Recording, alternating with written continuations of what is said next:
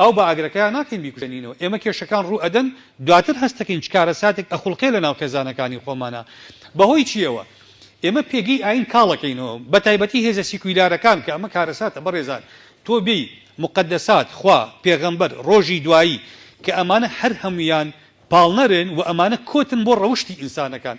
یعنی خوا کە ئەفەرمی قیامەت هەیە ئەمە لەو وەتەرە وجدانیی ئینسانەدا ئەڵێ ئەگەر تۆ لەم دنیای لە دەست دادگای دنیا ڕزگارە بێ لە دادگای خوا قوتار نابی. ئەم ئینسانە ئەگەر لە چاوی کامێرایش دوور بێ ئەخلاقیین بوونی قیامەتێک بوونی خواوای لێ ئەکا تاوان ناکە هەڵە ناکە چکە بە حرامی ئەزانێ بە گوناهی ئەزانێ تێکستە ئاینیەکان وابەستەی بەها ئەخلاقیەکانی ئەکەن.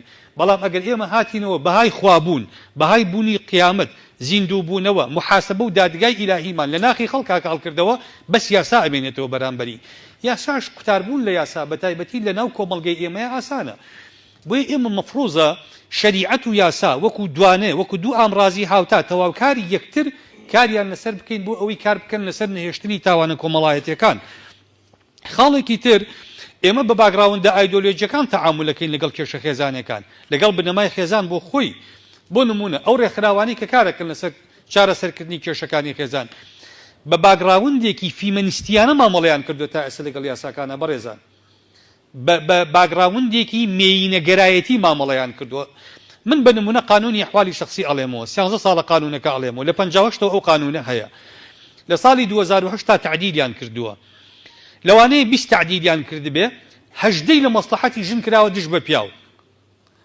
کەواتە کاتێک پیاو هەستەکە بەوەی تۆ لە ڕووی ڕەگەزی مێینەوە بەرەنگاری ئەبیتەوە یاسای ئەەکەی بەگژە پیاوەکە ڕەتفعلێکی سلبی وەرەگرێ.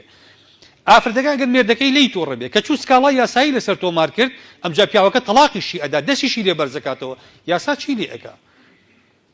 لەبەرەوە ئەم یاسایانە کە بەم نەفەسە تەعاملی لەگەڵا ئەکرێ بۆیە خوای پەروەردگار زۆربەی بنەماکانی دروستکردنی خێزانی لە قورئانە باس کردو بۆ ئەوەی لە دەستی پیاو سالاری بەکاری نهێنێ ژن سالاریش دروست نەبێت لە چوارچێوەی خێزانە نەخوا حەسمی مۆزوعەکانەکە.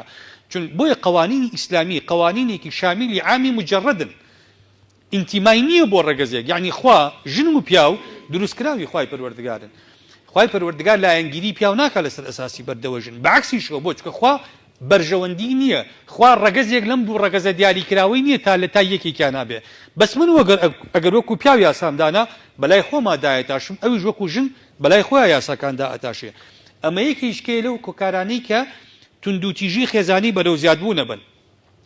هۆکارەکانی ڕاگەیاندن بەڕێزان ئەو مسلسلاتە تورکی و ئیسپانی و ئەو مسلسلاتانی کە ئەمڕۆ ئێمە ئەیبینین لە کەناڵەکانی میدیاوە پەخشەکرێ فەیسبوک تویتر وەسائلی تەواصلی ئیجتیماعی هەموو ئەمانە هۆکاری سەرەکین بەو داڕوخانی خێزان لە کۆمەڵگای کوردیە.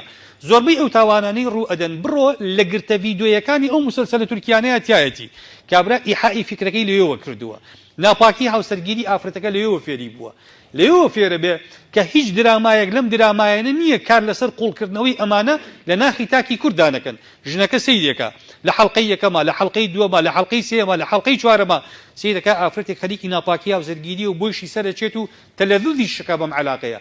ئافرەتەکە هەوڵەدا محاکاتی ئەکاتەوە تەقلیدی ئەکا لەبەرەوە کاتێ سەیرەکەی ئافرەتەکە بەبێ ئەوەی بەخۆی بزانێ کەوتۆتە داوی ناپاکی هاوسەرگیری. ئەو منەظەماتانی کە لە کوردستانە کارەکەن منەظەمە بیانیەکان بەدەگمەنیان بێ ئاراستن بەدەگمەنیان بێ ئامانج ئیشەکەن بەڕێزان. باشە تۆ تەسەوور بکە منەظەمە هەیە ڕێکخراو هەیە ئێستا لە کوردستانی ئێمەیە موافقی ڕسمی هەیە کار لەسەر مۆڵەت وەرگرتن بۆ کاری ڕەگەزبازی ئیش ئەکا. باشە کۆمەڵگەی کوردی لە هیچی کەم نییە هاوڕەگەزبازی نەبێ بەس پەکمان لە هاوڕەگەزبازی کردووە. ئەمریکا قونسولیەی ئەمریکا لە هەولێر پار لە مانگی ڕەمەزانە ئاڵای هاوڕەگەزبازەکان لە شاری مەلیک مزەفەرە بەرزەکاتەوە. ئێمە میلەتێکی موسڵمانین. ئەمریکا بۆ احترامی کولتوری ئێمە ناگرێ هەڵکردنی ئاڵای هاوڕەگەزبازەکان لە سەفاری ئەمریکی لە پایتەختی کوردستانەکە هەولێرە یعنی چی؟ بڕۆ دیوارەکانی جامیعی ئەمریکی سیر بکە لە سلێمانی هەموو دیوارەکانیان بانگەشەیەکی ئاشکران بۆ بیرۆکەی هاوڕەگەزبازی لە کوردستانە. بەڕێزان هاوڕەگەزبازی ئەگەر بێ بە دیاردە لە کوردستانە هەر لە ڕووی تەندروستیەوە هەر لە ڕووی ئەخلاقیەوە کارەساتێکی ترە بۆ میلەتی کورد. چ خزمەتێک بە پێشکەوتنی میلەتی کورد ئەکا ئێمە ئیش لەسەر بیرۆکەی هاوڕەگەزبازی بکەین لەبەرۆ ڕێکخراوە نێودەوڵەتیەکان پشکی شێریان بەدەکەوێت لە تێکدانی ئەخلاقی کووردا لە تێکدانی ئەو بنەما ئەخلاقیانی کە خێزانی کورد لەسەری دروست بووە بە داتایش هەیە ئەمانە ئەتوانین بە تاتابی سلمێنین. خاڵێکی تر ئەو خیتابە عیدایی بەرامبەر بە پیاوە کرێ. ئێمە بۆ نمونە هەفتەی توندوتیژی دژی ژنانمان هەیە، ئەم هەر بیرۆکەکە خەڵەتە بەڕێزان بۆ چونکە ژن هەستەکە کە توندوتیژی بەرامبەرەکرێ. ژنی وا هەیە هیچ کێشەی نییە، بەڵام تۆ یەک هەفتە لە کەناڵەکانی ڕاگەیاندنەوە لەوەتەری توندوتیژی بەرامبەر بەو ئەدەی پیاوەکەی ئەگەر بەیانی بە یەک خێسە خێسەیەکیشی لێ بکا کە لەوانەیە شتێکی عابیر بێ لە بینی ژن و پیاوەکە ڕێک ئەوە لە مێشکی شەقیوە کە ژن توندوتیژی بەرامبەرەکرێ هەڵەچێ بەرەو ڕووی پیاوەکەیە. کەواتە ئەمە خۆی بۆ خۆی نا تۆ لە جاتی ئەوێڵی توندوتیژی خێزانی بڵێ هەفتەی بەختەوەری خێزانی ئاشتەوایی کۆمەڵایەتی ئاشتەوایی خێزانی نجا بۆ توندوتیژی بەس بەرامبەر بە ژن مەگەر ژن تەنها ئەو ڕەگەزەیە کە توندوتیژی بەرامبەرەکرێ پیاویش زۆر جار ڕوبەڕووی توندوتیژی ڕوبەڕووی دەرکردن ڕوبەڕووی ئازاردان باشە ڕوبەڕووی قسەی ناخۆش ڕوبەڕووی تۆمەتبارکردن بۆتەوە لە کوردستانە. کەواتە ئێمە بۆچی بین ئەم جیاوازیە بکەین ئەو ژنەوە ئەو پیاوە نا ئێمە قسە لەسەر پێکاتەیەکەین کە پێی ئەوتێ خێزان خێزان بریتە لە من لەو لە مناڵەکانیش خۆ ناکرێ من و ئەو لە سیراع بین مناڵەکانە من بە قوربانی ئەو سیراعە. ئێمە ئەبێ قسە لەسەر پێکاتەکانی خێزان هەمووی وەکو یەک بکەین بۆ ئەوەی بتوانین چارەسەری گونجاوی بۆ دابنین.